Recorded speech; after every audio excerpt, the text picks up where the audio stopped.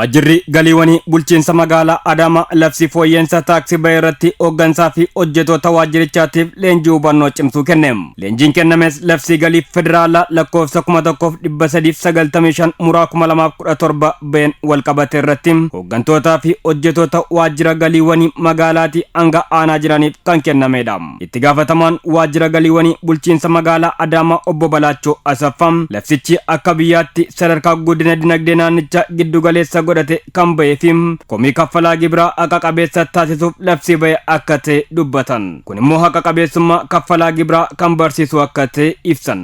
Inni guddaan labsiin kun akka jijjiiramu taasifee sadarkaa dinagdee guddina naannoo keenyaa ammarra jiru giddu galeessa godhateeti. Naannoon keenya bareedan lama sadeen arfa shanan kanaan dura darbaniin galii magaalaa Adaamaa sassaabu kan sassaabdu. Kanaan wal qabatee taaksii haqa qabeessa ta'e kafalaa gibiraa gidduutti akka uumamu qaala'insa jireenyaa amma jiruu fi keessattuu babal'ina gabaa amma jiru wajjin wal qabatee dinagdeen naannoo keenyaa kan magaalaa keenyaa akka guddatu taasisuun labsichi akka jijjiiramu bu'uura.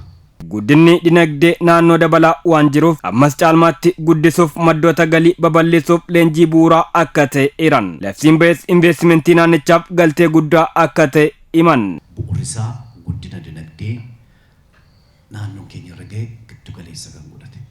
Akka biyyaatti GDP'n akka biyyaatti guddachaa jiru giddu galeessa kan godhate akka ta'e sirriitti beekuu qabdu. Itti dabaluunis obbo Balaachoon magaalaa Adaamaa madda muuxannoo gochuuf ejjennoon hojjechuun barbaachisaadha jedhan. Kana malees hubannoo argameen galii magaalichaa dabaluuf hojjechuun murteessaa akka ta'emuun kallattii kennaniiru. Qabeessummaa kafalaa gibiraa sirreessuudhaaf labsichi baay'ee barbaachisaadha waan ta'eef kun sirriitti ilaaluudha. Asalatti hawaasa gadi aanaati galii kan kafalaa ture.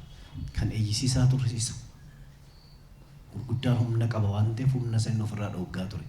Isa kana garuu hojimaatan labsiidhaan deebisuun barbaachisaadha jedhee mootummaa waan itti amaneef labsiin kun akka jijjiiramu kan taasifamu.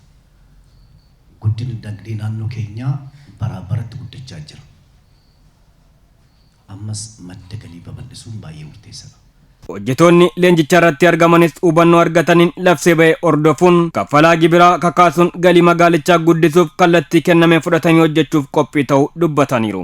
Guyyaa har'aa labsii taaksii sadarkaa federaalaatti ba'e labsii lakkoofsa 1395 muraa 2017 ba'e irratti hubannoo gabaabaa kenname. Hubannoo kanarraa waan bal'aa akka hojjetaa tokkotti hubannee labsii kanallee hojiirra oolchuudhaaf kaka'umsa guddaa nutti horee jira. Leenjiin kun hubannoo kun baay'ee gaariidha. Hubannoo kanaan dura qabnuraluu dabalee leenjiin kun addadumaan akkanumatti haa dabalu jenna. Yaa kaffalaa gibiraafis taaksii seeraan akka kafalu goona.